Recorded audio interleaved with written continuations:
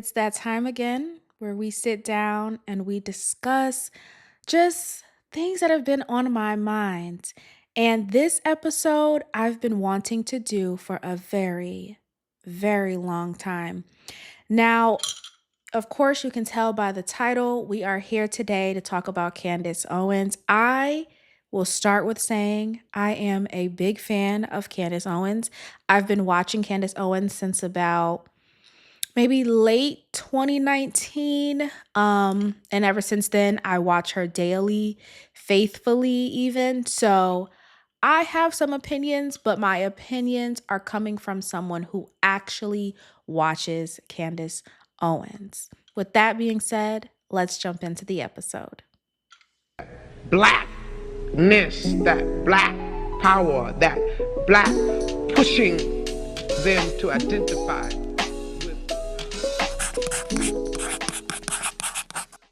Now, before we begin, let me first off saying I was eager to wear these bracelets. If they get to be too loud, I will take them off, but I really wanted to wear them. I just felt like they went well with the earrings, y'all, so I put them on.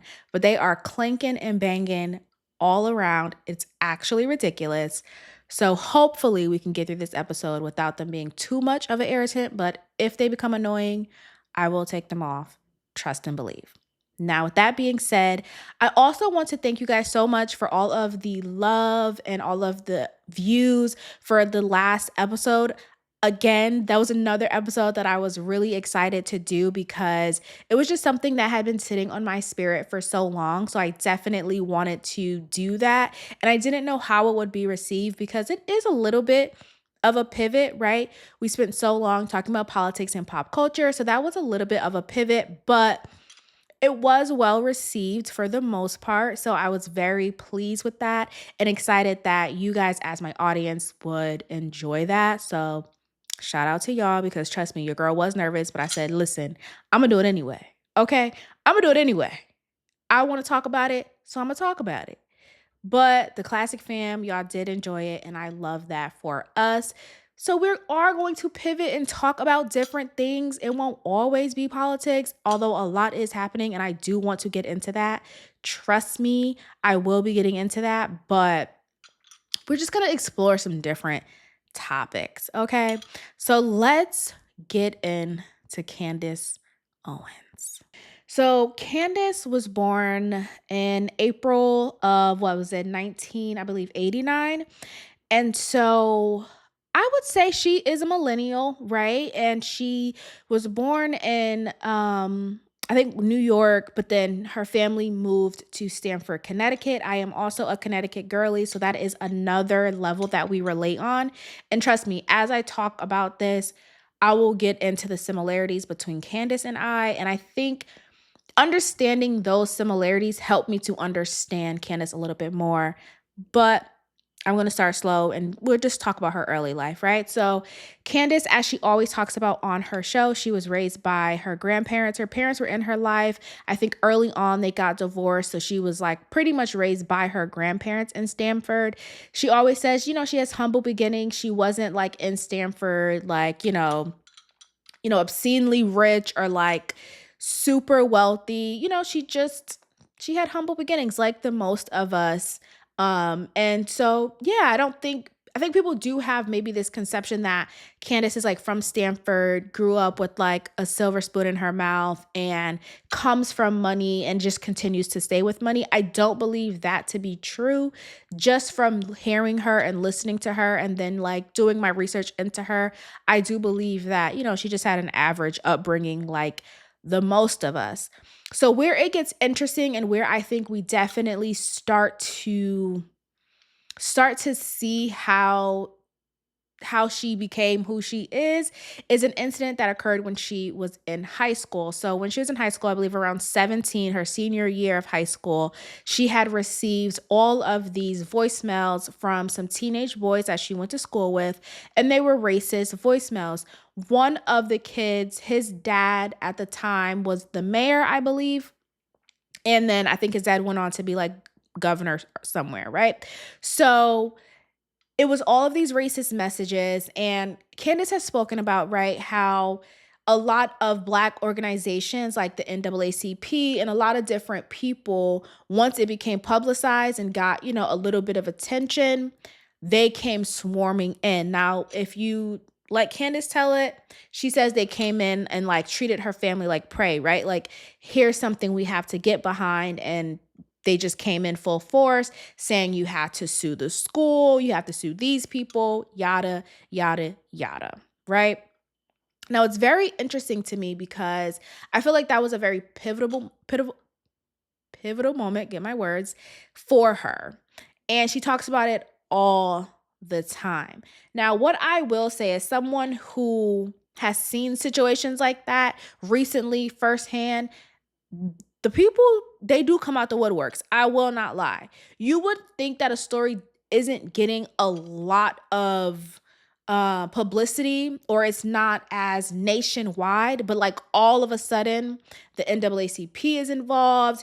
You got like who was it, like Al Sharpton and all these people, like you got people just coming. It's like, how did you even hear about this in this small, like, granted, Stanford is a city, but like it's not like a New York or a Miami or an Atlanta where you would assume that would garner nationwide attention. So like, little old me, why are you coming in and, telling my family what we must do? So I totally understand that point of view. The point of view that I don't understand that Candace takes is that these were young boys who were just being silly and having fun. That's a little strange for me, okay? It's a little strange for me, but I don't know if she had that same opinion when she was 17, that she now has in her 30s, right? I find it a little bit strange only because there's certain things that you just don't play with.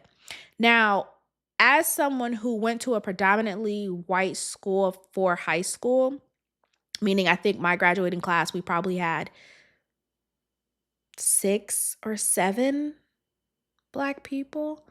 So yes, heavy on predominantly, okay? When I was there, I never experienced anything overtly to my face racist. I just never did. Here is where I believe the distinction lies. I believe I didn't because I wasn't trying to assimilate. I wasn't trying to adapt into that culture.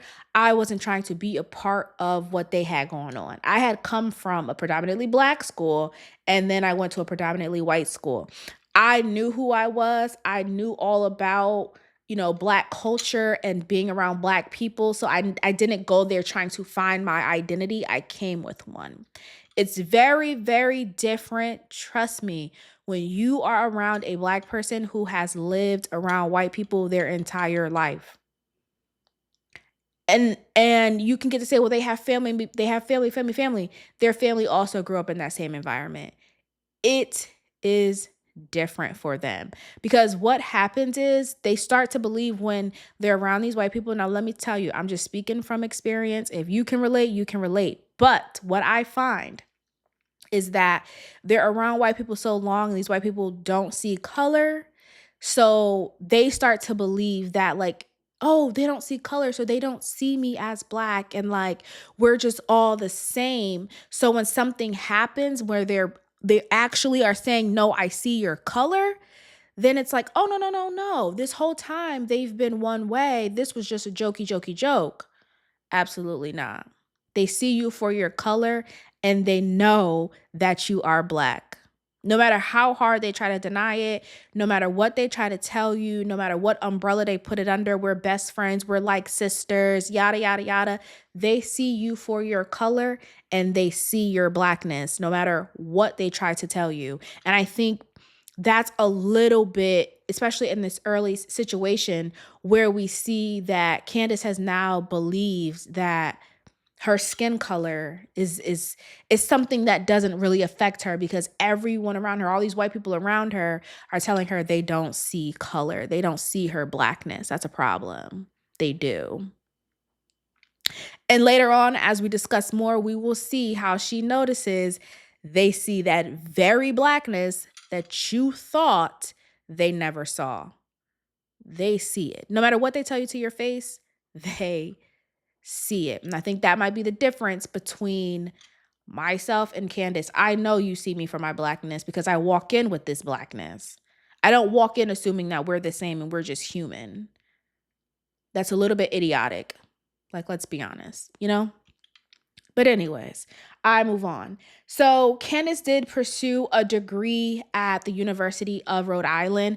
For all my research and all of the times I've listened to her, I have yet to hear her say that she graduated or she has her degree. So I don't believe she has, but please, if she did, correct me in the comments. But I don't believe that she graduated.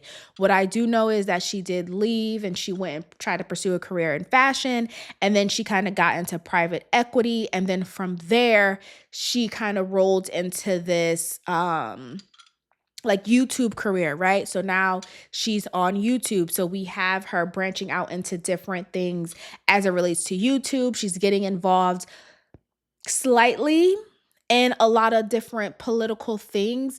From what I've read or heard her say, she did kind of start out liberal, a little democratic, and then certain events transpired. I think the event that happened when she was 17, I think led her to be a little bit more liberal, right? A little bit more democratic. I don't know when she transitioned into those boys were just being jokey. I don't know. But again, that's why I said I don't know if she felt that way at 17, but that may have led her down that liberal democratic life, especially with, all these groups coming in, the NAACP and all these people coming in and telling her this is so wrong. Maybe that kind of, especially at 17, you're young, right? You don't technically know any better or see it for what it might be.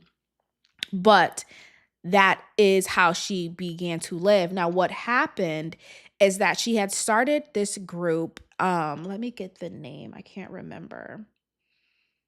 It was like social autopsy or something like that. She had started this group, and when she started this group, it got a lot of flack. And when it got a lot of flack, people started doxing her, this, that, and the third. And then the people that stood up for her were a lot of Republican conservative platforms at the time. So when they stood up for her, she was like, "Oh, these Republicans are standing up for me.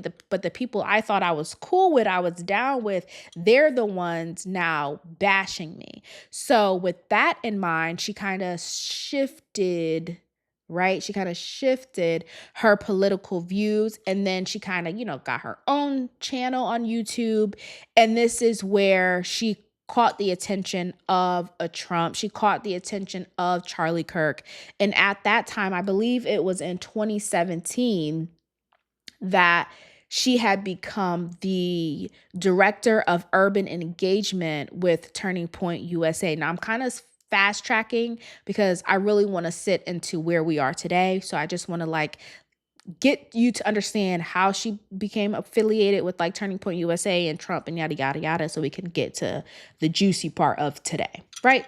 Cool. So she became the director of urban engagement in, I believe, 2017. Y'all know I got my notes. Let me stop playing. Now, what's interesting about that to me? She spent so long telling us that, not so long telling us, but she has told us that, she's a human and basically her blackness isn't the thing, right?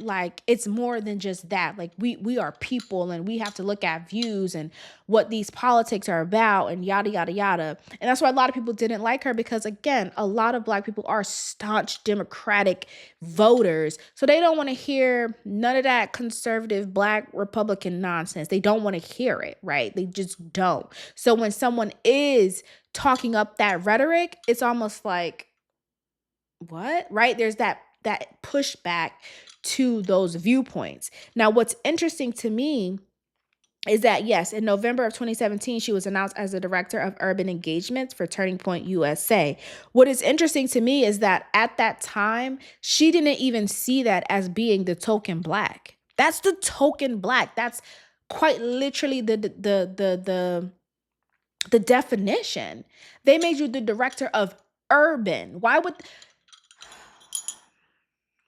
Let me calm down before I get upset. Why would they make you the director of something that has urban in the title if they do not see your color, if they do not see your blackness? Right then and there, you should have known, oh, they're using me for my blackness. I may not, they may tell me to my face they don't see color. We're brothers, we're sisters, we're best friends, you're amazing. But they're using your for your blackness. Another key example or another way to pinpoint that is when they start talking about you as if you're a other or an outlier. If they start treating you like you're not those blacks, you're an outlier, you're an exception to my rule that all blacks are this, that means they see you for your blackness, babe. And if you do one thing to tiptoe and cross that line, you will be like the others. That should be a little bit of an inkling to you that, we might not be so buddy, buddy, brother, and sister that I think, because you praise me for not being like them when they is me and I is them. You can't separate us. But if you want to be the outlier, the exception to the rule, then yes, you will be the token black girl. And you got to take what come with that. The problem that I realized for Candace girl, bring it in. You need real black friends. Period. And I don't mean, your cousin, I believe Mia, right? Mia, you love Mia. I mean like real black friends, like some real black friends who have been around black people, who have went to predominantly black schools, who grew up in the ghetto. And that does not mean that they didn't go to Ivy League schools and be around all these different, groups that you would like to associate with. They probably did, but they just had a different upbringing. Those are the friends that you need. You need friends who went to Howard. You need friends that went to like Spelman, Clark Atlanta. You know what I mean? Delaware State. You need friends like that. You do. Because a friend like that, all of this that you're going through, you wouldn't have had to go through because they would have already told you, hey girl, here's a jig.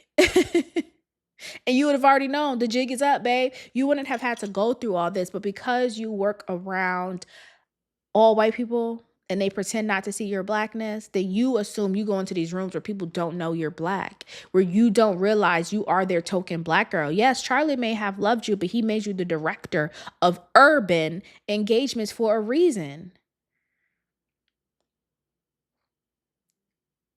Understand? Oh, okay, cool. Now, with that being said, that there was the beginning of the relationship with Charlie Kirk.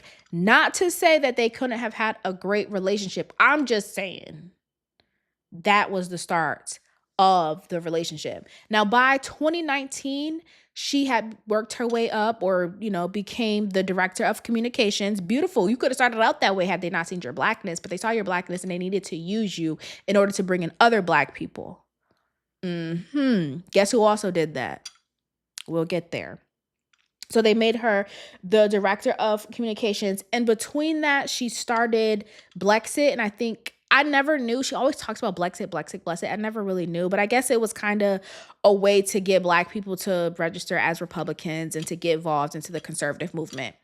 That's it in a nutshell, to be quite honest. That's what it was. Now, I was very interested in this because I saw that she had co-started Blexit with Brandon Tatum. That's Officer Tatum on YouTube. I tried to watch him. I could not get into it. He is someone who, how can I put this so delicately? I do believe he believes he is a white man. I do. She's a strange cookie, that one. So she started Blexit. She co-founded it with Brandon Tatum. And I was shocked because when she was with the Daily Wire, and what I realized also prior to that, prior to being with the Daily Wire in 2020, please follow me. She was working for a company called PragerU. And so I was interested because I'm like, I heard her always talk so much about Brandon Tatum, Brandon Tatum, Brandon Tatum, Oscar Tatum. He was one of the panelists on her shows. He would come in, he would sit, they would discuss topics. We are buddy buddy. We are Black conservatives in this movement. And then all of a sudden, no more Brandon Tatum, no more Officer Tatum. She doesn't even refer to the man on her newest YouTube. So I'm like, what happened? Like, what happened? It just poof went away. Let me do my research. Y'all know when I have a question, I'm gonna do that research and I'm gonna take them notes. Turns out Officer Tatum is a supporter of that country whom we shall not name. And he also sat down with the prime minister of that country of whom we shall not name at, I believe it was like towards the end of 2025. So it's very clear why she no longer affiliates herself or associates herself with Officer Tatum. Now, listen, I could have told her that man had been drank that Kool-Aid, and not even Kool-Aid. He been drank that Crystal Light, and he is. But again, that is why you need Black friends, my girl, because someone would have told you a long time ago. He is far gone. You still kind of got your roots. Maybe Mia helps you keep those roots. You still kind of got your roots. You know what I'm saying? You still kind of, gripped into it. But that one, he gone. He gone, baby. He's gone. So it made sense that their whole relationship dissolved. He went one way and he's still going that way, and Candace has went her own. So yes, that's what happened. That makes sense as to why, they're no longer friends. They did start Blexit. Blexit did end up merging with TPUSA, which is again very interesting. You came in with your own thing and they're like, hey, let's take that Black thing you got going there. Yeah, we're gonna make that ours. But I don't know. I just feel like the writing was on the walls. As much as I do enjoy Candace, the writing has always been on the walls. And it's so unfortunate. I do believe, her eyes are starting to open up a little bit, but the writing has always been on the walls. So with that happening, she joined the Daily Wire. Now, the Daily Wire is owned, or maybe the co-founders are Ben Shapiro and Jeremy Boring. If you don't know about them, please do your own research on them. I don't have time to discuss who and what they are all about. Just know, two white men doing white men shit. Period. So she left PragerU and she went to work with the Daily Wire in 2020, which I found interesting because I don't know why I thought she had been there longer. At least till about 2019, 2018, I had thought she had been with the Daily Wire, but it was only 2020. And then, of course, we all know by March of 2024, that had ended. So it was only about 4 years roughly, because she could have started like during, COVID or whatever. So it was just roughly about 4 years that she was with them. Now, the interesting part, right, is as we roll into her decision to be with the Daily Wire. Now, I was watching her, and I guess I was probably watching her more so when she was with the Daily Wire because she always talked about Ben. And I said, oh, so, I can understand Candace. I like, some of her viewpoints, not all of them. I don't agree with everything, but I can agree with some of it, right? So let me look into Ben because Ben must, he must got something interesting going on over there since Candace, is affiliating herself with this man. Child, I go look up Ben Shapiro and I start watching his stuff and I am immediately confused. Oh, I was immediately confused. I tried my hardest, my very, very hardest to really get into Ben Shapiro, but I could not do it. I would go to Ben Shapiro for like understanding what the current events are, right? So it was something that I would put on. I wouldn't listen to his opinion on anything. I would just listen because at least I would know what the current events are. And then even that would be maybe once or twice a month. I couldn't understand what she saw in the man. it was so many red flags jumping off the screen to me. There was so much entitlement in him. There was so much like privilege and like, yeah, I didn't enjoy him. So I was very confused and I said, "Oh, this isn't going to end good." I can see that now. This is not going to end good. Only because he is a quintessential white man. When you think of a white man with some sort of power and how they behave, that's what Ben gave. You understand? So I was like, oh, this is very interesting. But what I did start to realize very early on, and it then was confirmed at their split, was they had this girl up here to push their own views onto her audience, a black audience. So all of her very aggressive opinions on Black Lives Matter, on black people, all of that to me was a Daily Wire push. And the reason why I can now say that was actually accurate is because Candace shared a clip, and I also shared it in one of my episodes about Candace and Erica, where Jeremy Boring basically said, Candace has it. She has the it thing. She has that star power. She draws people in, but it's an energy that you must harness. And it's an energy that you can't let run wild. And when you do, well, then now, we're in this situation where we can't control it.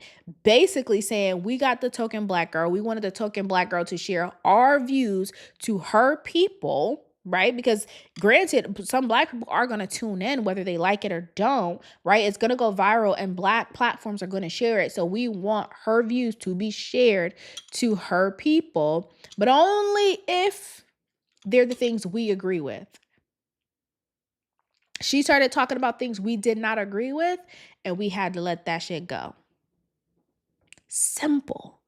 Very, very simple. And it was very, very obvious because Candace would talk about something and she would say things that felt harsh and that felt very, abrasive. But then you would go listen to Ben Shapiro and it was like, oh, Candace was being nice about it. Candace was being very, very nice about it. Ben is not.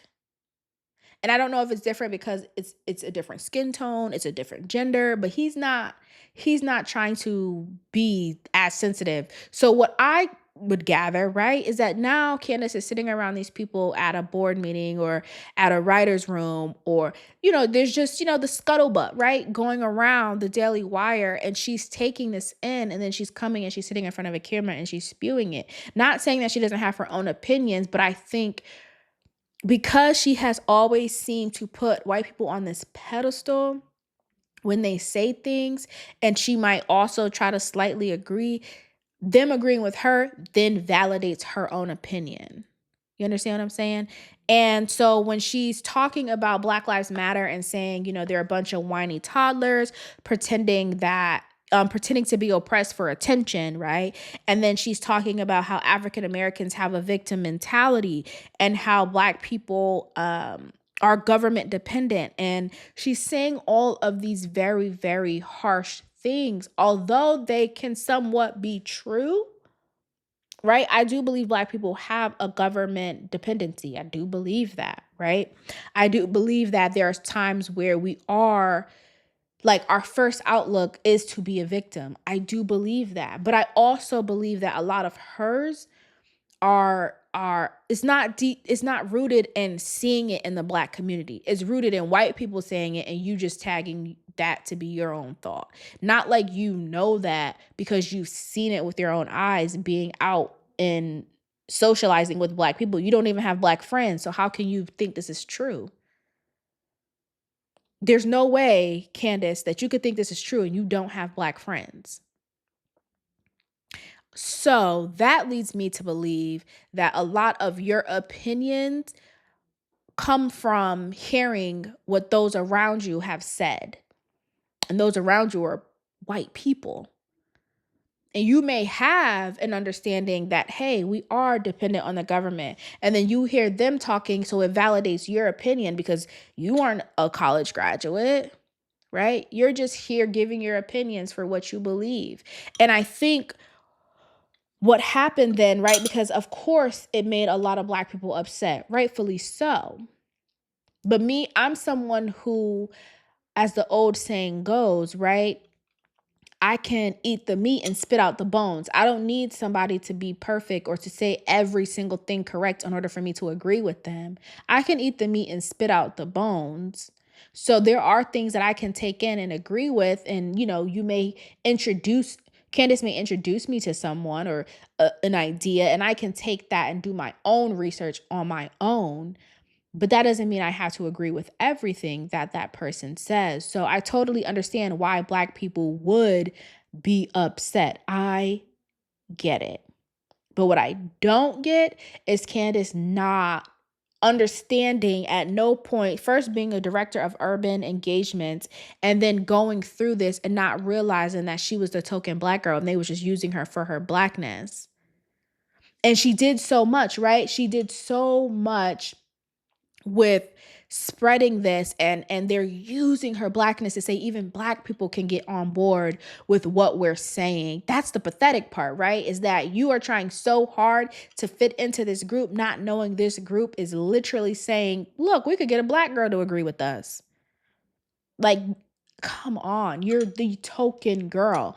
And so you have all of these opinions, and then you're so pro Trump for so many years, and you are beating the people over the head with having to be MAGA and make America great again and all of these different things. And now the tide has fucking turned. The tide has turned. And now what do you do? And now what do you do? It's so funny because when she got dropped in 2024, the very first thing she did was she did her Black media run. And she went to all the places, so somebody was there telling her something. It must have been Mia, right? She went to all of the places, right? She went to the Breakfast Club. She went to Joe Budden, right? Like, she went to all of the places she needed to be where the Black audience was and would be. But that's the problem. You have already lost them. You have already lost them. I think although she still had these views, and some of them are understandable, but she needed to go back and root them into something. You can't root them into a white man's opinions, Candace. It's not going to work. It's not going to work for us. No, not for a Black educated person. It's not going to work for us. Honestly, you don't even have to be educated because you aren't. So what I'm saying is you need to go back now and root these into something more than just Ben's opinion and Charlie's opinion and the people you're around, because like you see, they did you dirty. They did you dirty. All the people that you're around at Turning Point USA, now that you're doing this investigative series into Charlie Kirk's assassination, you have absolutely no idea who these people are. Every day you log on and you tell us that they lied, they did something new, Charlie lied to you, you didn't really know who Erica was. All of these lies, you clearly didn't know who these people were. So do you realize that you were the token Black girl at this point? Now, I started this off, and it still will be the biography of Candace Owens, but we must ask the questions. We must ask the questions, Candace. You asked the questions, so we must ask the questions. Do you realize that now? Jeremy Boring literally sat down in that interview and said it out his mouth. And there was one episode, I wish I remember what episode it was, where you literally either said or insinuated, I feel like you said it, that Ben Shapiro was like a slave master. And I was so shocked. So shocked. Because I'm like, not you. Because that would mean he notices your color. It can't be you. It cannot be you to call someone that if you believe that people just aren't seeing color and we're brothers and sisters and we're so great together, there's absolutely no way that now you can decide that he's this racist man. I don't know, Candace. The people are struggling between that. The people are struggling. Is it Uchiwali or is it one mic, baby girl? The people are confused. And you might be confused. I give you grace. I'm just trying to tell you what the people think. I give you grace because I understand you come from a background where you were only around one thought. That's it, one thought. So yes, it's easy for you to get into these spaces where white people are applauding you, and that feels good. Because now you don't feel second rate. Now you feel like, oh, they see me as one of them. Not the case, babes. Not the case. They see you as someone that they can use, as someone that is a pawn in their game. And I do believe you are slowly waking up to that. I do believe that genuinely.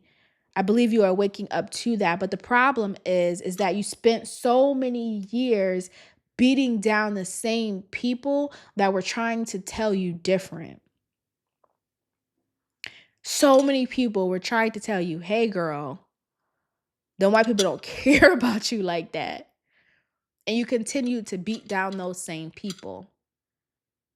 Not saying that your thoughts were wrong. They just weren't rooted in anything that came from any type of experience. Now you're getting the experience, the same experience that a lot of people have had. Now you're getting that experience. And it happened right in the public eye. And so you had the 2020 election, right? You had the 2016 election where you were, as we know, Candace was very, very big on Trump. Oh, huge, huge. She even got me to look at the man differently. I'm looking at him like, okay, all right, okay, okay, I understand. Okay, I see what you're saying. But all that means nothing if you don't then come around and, literally not just go to the platforms, but you have to really give a full apology to the people that you beat down, to the people that you dismissed, the people that you just shitted on. Because let me tell you, not for nothing, y'all know Candace had this beef, if you will, this internet thing going on with Cardi B. Girl, had you been friends with Cardi B, she could have told you. All you had to do was sit down and talk to her one day about your week or your month working with the Daily Wire, working with TPUSA. All you had to do was spend one day talking to her about it. One little quick little phone call, a quick little FaceTime with Cardi. Let me tell you, Cardi would have told you what the fuck was going on. But the same way you hear things about people like Cardi, and now you feel so emboldened by that opinion, then now you dismiss someone like Cardi. Now on the flip side, now you'll go back and try to be like, oh, try to be chummy and funny with Cardi. That's not how that works. You had that internet situation, that internet beef with Cardi when you should have been on the phone talking to her. She probably would have gave you a real perspective about what was going on and about how you were being the token black girl. Girl, she would have told you. She would have told you. And that's not to say that Cardi also wasn't a token, because let me tell you, let's be clear. Sorry, that was loud. Let's be clear. The Democrats do love them a token, but we ain't on them right now. We ain't talking about them right now. So yes, you definitely needed the black friends. That's not something that we can pretend isn't true. It is very, very much true. She has had a lot of different political opinions, right? We had Trump, we had immigration. There's her opinions on abortion and being pro-life and all these different things. And I totally understand it, because when she's talking about these topics, and that's the thing that I try to also impress upon people, because again, I can eat the meat and spit out the bones when it comes to a lot of these people, especially more so public figures. So when Candace is talking about abortions, how she's opposed to abortions because they were the extermination of Black babies. I want to look into that because that is such a strong statement to make. So I have got to look into that. I can't just take your word for it. So I go look into it, and I go look into the beginnings and the origins of Planned Parenthood. And while I'm doing that, then I start reading Angela Davis's book, and I think is it Women, Class, and Race, something like that, right? I'm reading it, and it also talks about the same thing where it was like, okay, this woman wanted to start Planned Parenthood so they can then let Black women go and be like, yeah, no, you don't need your baby. You don't need that. You can't afford that. Here's this great option for you. And then I was like, oh, okay, I totally understand. That's a message that, yes, you do need to spread, and yes, you do need to share. Black Lives Matter. It came out that the lady was stealing the money and buying all these mansions and this, that, and the third. Okay, cool. Let's stick with investigating the organization and not the people who want to support the organization. You're demonizing people who want to really support saying Black Lives Matter. All they're saying is Black Lives Matter. That's it. That's what they want to support. Now, if you want to demonize the organization, then do that. The same way that you tried so hard to support TPUSA, to especially not demonize Erica at the beginning of her investigative series into what happened to Charlie Kirk, that's the same grace that you should have gave Black Lives Matter. And the same way you're looking into the organization of TPUSA is the same way you should have looked into the organization of Black Lives Matter. But what you did is that you attacked it for so long, and then you wanted to look into it and be like, aha, I told you something was here. No, start us from the beginning. Start us from looking into it. Who started it? Who are these people? What are they about? The same way you did that, but you demonized the people who wanted to support something and who were passionate about being a Black life. Because again, you didn't see that. You didn't see your Black life because you are around all these people telling you that we're brothers, we're sisters, we're friends, and not realizing that you are just a puppet in their game. I mean, I'm sure you do now, but back then you did not realize it. So yes, you're having all these conversations, and it's funny because even in the midst of that, once the attacks start happening, and I knew that they were going to start happening when I'm watching the show, and she started getting a lot into pop culture. I mean, she like completely shifted from politics, and so much was happening in politics, but she shifted. I realized when she got into like Harvey Weinstein, when she got into Blake Lively, and like she just kind of shifted. And I was like, why? Like, why is she changing so much? And even prior to, I think I had talked about it, like prior to her firing, a lot of her content just changed. It just changed. And I couldn't understand it. And then she was fired. And I was like, oh, okay, that makes sense because clearly something was happening behind the scenes because it just shifted. And it shifted. It felt, from the outside looking in, it probably felt gradually. But when you were a fan, it was like, boop. And then she was just gone. But that's neither here nor there. So yes, she goes into, in 2022, she goes into the white lives matter and all lives matter and this, that, and the third. And it was just so strange. But I know that they, meaning like the Daily Wire and things like that, they loved it. They ate it up because that's what they wanted you there for. That's what they wanted you there for. They did not want you there to get off all into their business, child. Once you started getting off into their business, oh, we have a problem now. We have a problem because as you watch Candace, you realize she talked so much about Black issues, but they were always in a negative light. They were always in a way to like put down Black people. And they were always in a way to be like, well, we'll stay like this if you guys just continue to act like this.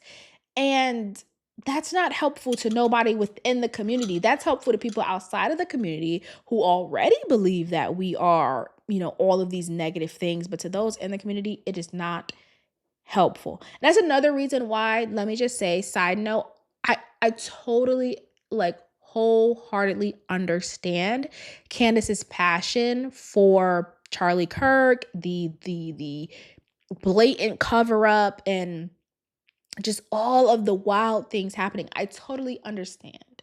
Because even if she didn't have a relationship with him, it is still very interesting. Like, if they ever got to a point to be able to do a documentary,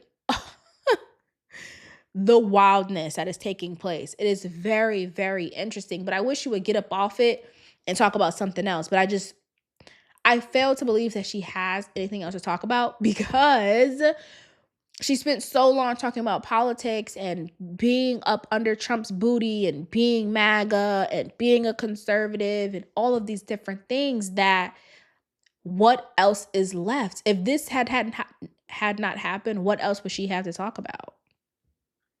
Let's be quite honest. You know what I mean? Because she can talk about Trump, but babe, it's clear that the people was bamboozled. You know, like they were bamboozled. So she has this thing that she's able to talk about. But let me get back to what I was saying. She was able to stay where she was and be that token Black girl because she spoke about the topics that they wanted her to talk about in the way that they wanted her to talk about. Once she started getting into those people who cannot be named, shit went left. And it went left fast. Okay? It was like bloop, it went left. And that's kind of where I just want to sit for a little bit. I felt bad at first, but I said, you know what? This will be an awakening. This will be an awakening because sometimes you need to fall and hit your head to realize, oh, I was sleepwalking, right? Candace spent so long sleepwalking under this idea that she was one of them. She was one of the good old boys. She was a part of that. And all it took was one little comment and one little tweet. And the tables were shifted, right? And all of the things that she once considered to be close friends, to be family, to be people that, you know, she had over for dinner and they were around her kids, and one of them is like a godfather to her children, right? All of that there, it changed. And that switch up needed to happen. It needed to happen because what a lot of people have always said is you can't ignore being Black in America. You can't. You can't move through this world like you're not Black in America unless you want to always bow down and kiss the ring like Officer Tatum. Um you're going to run into the point where you have to pick a side. Either you're going to do as we say, or you're going to have to, like Ben Shapiro say, F around and find out. He loves that one, right? He loves that one. And they thought that if they had done enough and did enough and let Candace go, that she would sink and fail. And the opposite happened. And I will say, I do believe she did not sink and fail. One, because she does have a strong fan base. And two, most importantly, she has such a deep, deep religious and strong faith, right? So with her having that, I think that is what is able to carry her. And they don't understand it because these people aren't religious and they don't have a faith no matter what they tell you or what they wear on top of their head, babe. They don't. Okay. And so now she's at a place where she's like, oh, it's good and evil and they do good things and bad things. And now the same people that she blasted, like Hunter Biden and the trash she talks about Hunter Biden and his daddy, now she's sitting down with Hunter Biden. Make it make sense. You can't make sense of it. You can't make sense of it because now she's bumped her head and now her eyes are open that all along you were the token Black girl. That's all in all what I think the whole thing is that you were the token Black girl. And now you've realized because you stepped out of bounds. You stepped out of bounds, girl. You thought that you were able to just do these things and say what you wanted to say, and they were going to support you because you were, one of them. You were one of them. Look at all my friends are white. Look at my children. Look at my husband. I'm one of you guys. No, you are still a Black girl. Through and through. No matter how you try to dress it up, no matter who you try to sit around, no matter what you try to support, you are still a Black girl. In the same way that Candace has talked about the NAACP and all of those, Black activists swarming in and preying on her and her situation when she was in high school, is the same way TPUSA, Charlie Kirk, because you were the director of urban engagement, and Ben Shapiro, Jeremy Boring, all of them came in and swarmed in because they saw what you had and they knew who you were and they saw the potential that was there, and they swarmed in. You were their prey. They took you up under their wing and they said, as long as you share, they didn't say it to you, but it was obvious. Come on. As long as you share our thoughts, our beliefs, our opinions, you'll be fine. And we'll have a great relationship. And we'll be brothers and we'll be sisters and we'll be best friends. And it will be amazing.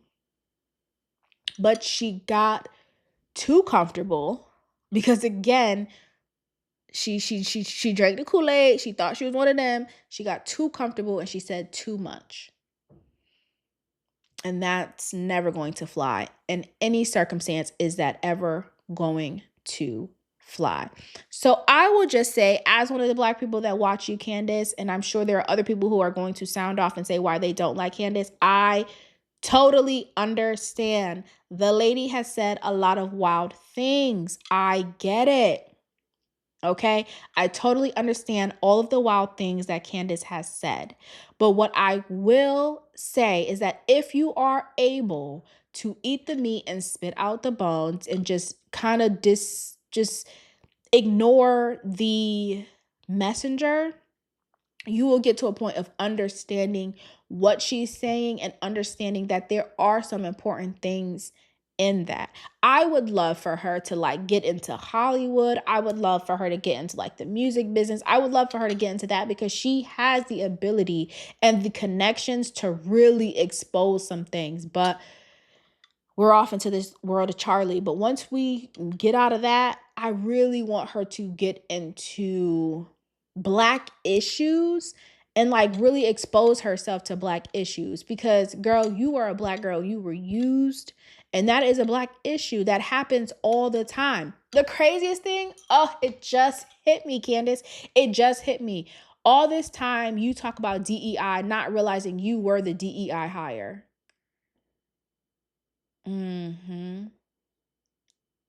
All this time you talk about DEI. DEI is so bad. It's so bad. It's so bad. We don't need it. We need to be here on our merit, on our this, on our that. I want this and I want that. I don't care about DEI. DEI is ridiculous. Babe, you were the DEI hire.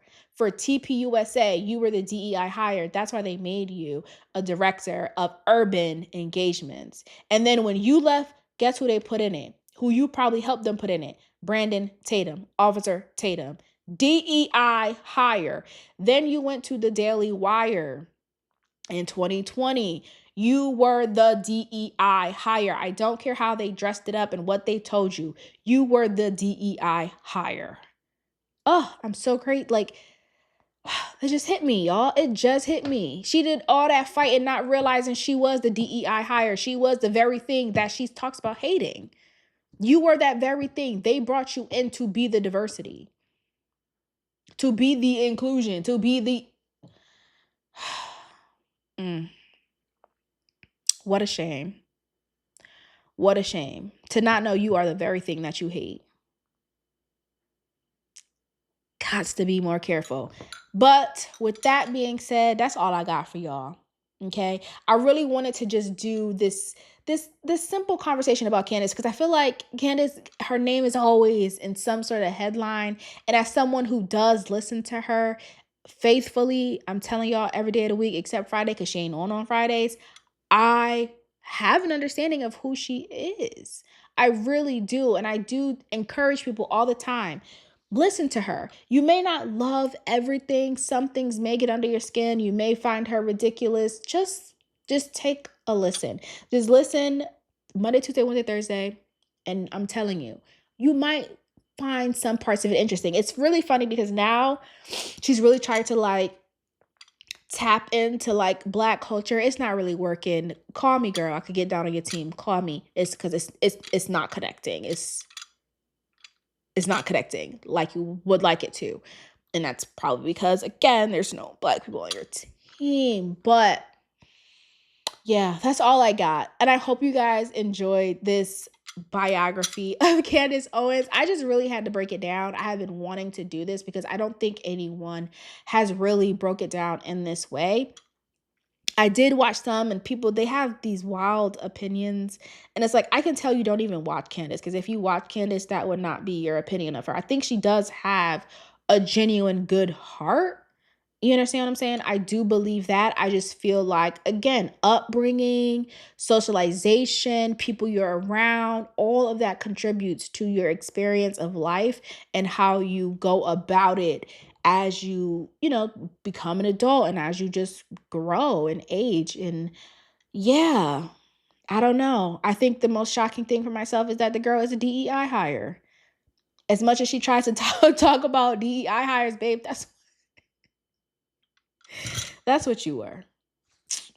Sucks to suck. So with that being said, I will catch you guys next week. Please do not forget to subscribe and join the Classic Fam. Okay, we have fun over here. We talk about all things politics and pop culture. Remember to like, comment, and share to your friend and that friend's friend so they can join the Classic Fam. And with that being said, I'll talk to you guys next week. Bye.